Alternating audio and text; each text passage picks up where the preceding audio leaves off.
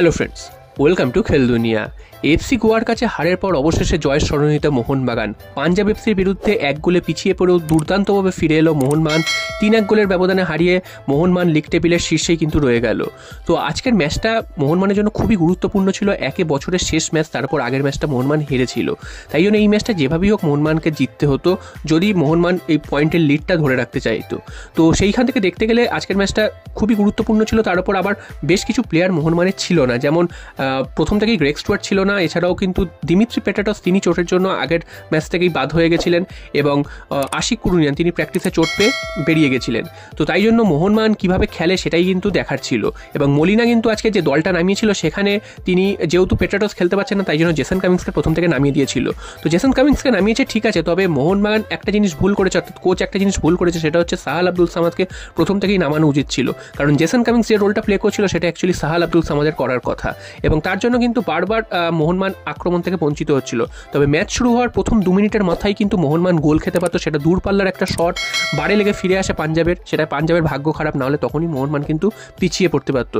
তারপর 10 মিনিটের মাথায় মোহনবাগান প্রথম গোল হজম করে, এটাও কিন্তু একটা ডিফেন্সিভ এরর, খুব বাজেভাবে গোলটা হজম করে মোহনবাগান, একদম ডান দিক থেকে নিয়ে এসে ফার্স্ট পোস্ট দিয়ে বলটা গোলে ঢুকিয়ে চলে যায়, এবং বিশাল কায়েতের পায়ের ফাঁক দিয়ে বল কিন্তু চলে গেছে গোলে, এবং এই গোলটা খাওয়ার পর মোহনবাগান অনেকটাই কিন্তু হতোদ্যম হয়ে পড়ে। এবং আগের ম্যাচে আমরা দেখেছিলাম যে মোহনবাগান প্রথমে গোল খেয়ে তারপর কিন্তু গোল শোধ করেছিল, এবারও আশা করা গেছিল মোহনবাগান গোল শোধ করবে, তবে প্রথমার্ধটা একদমই মোহনবাগান ভালো খেলতে পারছিল না, বারবার পাঞ্জাব আক্রমণ করছিল, এবং সেখান থেকে কিন্তু বেশ কিছু গোল হওয়ার সুযোগ তৈরি হয়েছিল।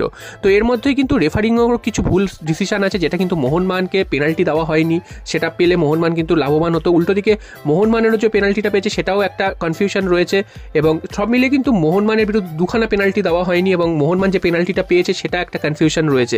এছাড়াও বিভিন্ন ফাউলের সময় কিন্তু দেখা গেছে যে মোহনবাগানের বিপক্ষে রেফারি বাঁশি বাজিয়েছে, এবং খুব কঠিন ফাউল করলো, সেখানে কিন্তু রেফারি কিছু বলেনি পাঞ্জাব এফসির প্লেয়ারদের। তো এইগুলো কিন্তু ম্যাচের মধ্যে ছিলই।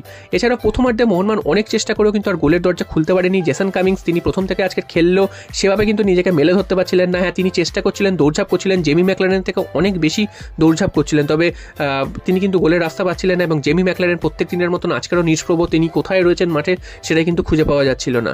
তো ডিফেন্স থেকে বারবার অ্যালবার্টো রড্রিগেজ তিনি কিন্তু উঠে আসছিলেন গোল করার জন্য, তবে তিনিও প্রথমার্ধে সেভাবে সুযোগ পাননি। সব মিলিয়ে মোহনবাগান কিন্তু 1 গোলে পিছিয়েই ড্রেসিং রুমে ফেরে প্রথমার্ধে। দ্বিতীয়ার্ধের শুরু থেকেই মোহনবাগান ঝড় অব্যাহত, এবং প্রথমেই কর্নার পায়, এবং সেই কর্নার থেকে মোহনবাগান গোল করে দিয়ে চলে যায় অ্যালবার্টো রড্রিগেজ, দুর্দান্ত একটা গোল করেন। এর আগেও আমরা দেখেছি অ্যালবার্টো রড্রিগেজ গোল করছেন ডিফেন্স থেকে উঠে এসে, তার এই প্রবণতাটা রয়েছে, এটা কিন্তু খুবই ভালো একটা প্রবণতা, এবং আজকের ম্যাচেও তিনি 2খানা গোল করেছেন। তো সব মিলিয়ে তিনি যে শুধু ডিফেন্সকে ভরসা দিচ্ছেন তাই নয়, তিনি কিন্তু গোলও করছেন, এবং যেসব প্লেয়াররা গোল করার জন্য যাদেরকে নেওয়া হয়েছে তারা কিছু করতে পারছে না, উল্টো তিনি ডিফেন্স থেকে উঠে এসে গোল করে যাচ্ছেন, এটা কিন্তু খুব ভালো মোহনবাগানের জন্য।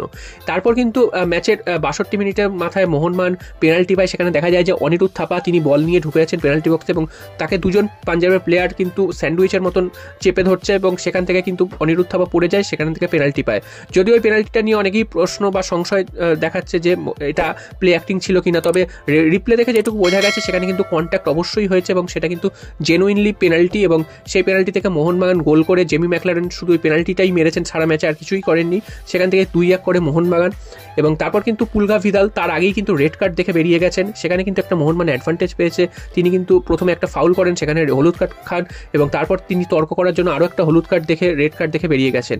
এরপর কিন্তু পাঞ্জাব আরও একটা রেড কার্ড দেখতে পারতো, সেই রেড কার্ডটা কিন্তু দেওয়া হয়নি, হলুদ কার্ড দেখিয়ে ছেড়ে দেওয়া হয়েছে, তা না হলে 9 জনে হয়ে যেত পাঞ্জাবকে কিন্তু অনেকটাই দয়া করেছে বলা যায় এক্ষেত্রে রেফারি। এরপর তৃতীয় গোল আসে, মোহনবাগান আরও একটা কর্নার পায়, সেই কর্নার থেকে সেই অ্যালবার্টো রড্রিগেজ তিনি মাথা ছুঁয়ে গোল করে যান, এবং দুর্দান্ত গোলটা করেন, গোলকিপারের কিছুই করার ছিল না, একদম ফ্লাইং একটা হেড ছিল, এবং সেখান থেকে কিন্তু বল জালে চলে যায়।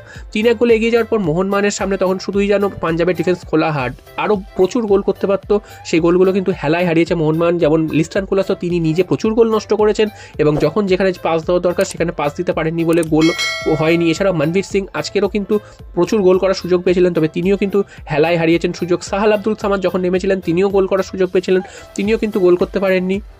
সব মিলিয়ে কিন্তু মোহনবাগান অনেক বেশি গোলে জিততে পারতো আজকের ম্যাচটা। সেই ম্যাচটা কিন্তু তারা মাত্র 3-1 গোলের ব্যবধানে জিতলো, এবং সবথেকে বড় কথা 3-1 গোলের ব্যবধানে জেতার ফলে মোহনবাগান কিন্তু এই মুহূর্তে 13 ম্যাচ থেকে 29 পয়েন্ট নিয়ে গ্রুপ লিগের শীর্ষেই থাকলো। এরপরে যদি ব্যাঙ্গালোর জিতেও যায় সেক্ষেত্রেও কিন্তু 2 পয়েন্টের ডিফারেন্স থাকবে। তো এটা কিন্তু একটা ভালো দিক, ভালো সাইন মোহনবাগানের জন্য যে শেষ ম্যাচটা জিততে পেরেছে, বা অ্যাওয়ে ম্যাচ থেকে, এই কঠিন অ্যাওয়ে ম্যাচ থেকে মোহনবাগান 3 পয়েন্ট আনতে পেরেছে। এরপর কিন্তু হায়দ্রাবাদ এফসি ম্যাচ, সেটা হোম ম্যাচ মোহনবাগানের, সেই ম্যাচটা আশা করা যাচ্ছে মোহনবাগান খুব সহজেই জিতে যাবে। যদিও সেই ম্যাচে আপুইয়া কাট সমস্যার জন্য থাকবেন না, এবং সেই ম্যাচে কিন্তু ফিরতে পারেন দিমিত্রি পেট্রাটস, আশিক কুরুনিয়ান এরা। তো তারপরে কিন্তু ডার্বি ম্যাচ রয়েছে। তো এই ম্যাচটা জেতার ফলে মোহনবাগান অনেকটাই আত্মবিশ্বাস পাবে আগামী ম্যাচগুলোতে, এবং পিছিয়ে পড়েও যে বারবার মোহনবাগান ফিরে আসছে এটা একটা ভালো দিক। তবে এটাও আবার ঠিক যে মোহনবাগান যেভাবে গোলগুলো হজম করছে বা ডিফেন্সে যে এররগুলো তৈরি হচ্ছে সেগুলো কিন্তু মোহনবাগানকে দেখতে হবে। তা না হলে কিন্তু বড় কোনো টিমের বিরুদ্ধে এরমভাবে গোল খেয়ে যাওয়ার পর কিন্তু সবসময় ফিরে আসতে পারবে না, যেটা গোয়া ম্যাচে হয়েছিল। তো এটা মলিনাকে দেখতে হবে যে কীভাবে তিনি তার ডিফেন্সটাকে ঠিক করবেন, সেটা কিন্তু তারই দায়িত্ব। এবং মলিনার বেশ কিছু ডিসিশনও কিন্তু ভুলভাল হচ্ছে, যদিও যে ম্যাচগুলো মোহনবাগান জিতে যায় সেই ম্যাচে কিন্তু সেই জিনিসগুলো চোখে পড়ে না সহজে। তবে যেই ম্যাচে মোহনবাগান হেরে যায় তখনই কিন্তু সেই জিনিসগুলো চোখে আঙুল দিয়ে দেখিয়ে দিয়ে যায়। তো দেখা যাক আগামী হায়দ্রাবাদ ম্যাচে মোহনবাগান জিতে আরও লিডটা বাড়িয়ে নিতে পারে কিনা।